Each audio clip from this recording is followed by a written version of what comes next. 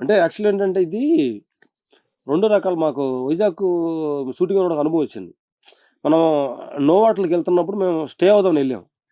వెళ్తున్నప్పుడు మన identity card అడిగారు. దానికి అడ్వాన్స్ డబ్బులు కట్టని అడిగారు.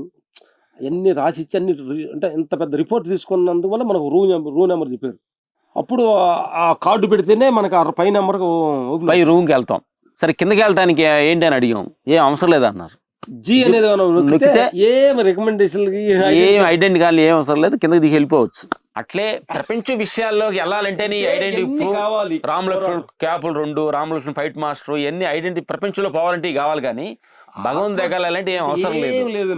నీకు జ్ఞాపం ఉంటే జీ గాడ్ అనే ఒక చిన్న చిచ్చు నొక్కితే కిందకొస్తారు, పైకి వెళ్తారు. వెళ్తా ఎక్కడికి వెళ్ళాలి.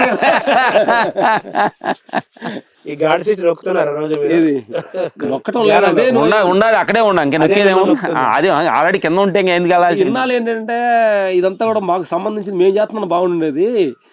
ఇది ఇలా మారటానికి కారణం అప్పుడు అలా ఉండటానికి కారణం అంతా కూడా భగవంతుడు డిజైనింగ్ అనేది హనుమారు చెప్తారు కదా.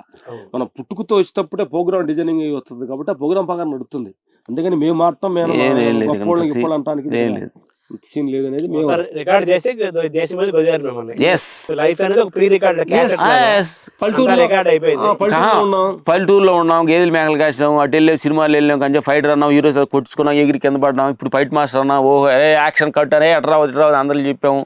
అదైపోయింది. ఇప్పుడు ఏం అవసరం లేదు, సైలెంట్ కూర్చోమని చెబుతుంది. ఇదంతా ఏదో అడుగుతుంది కదా.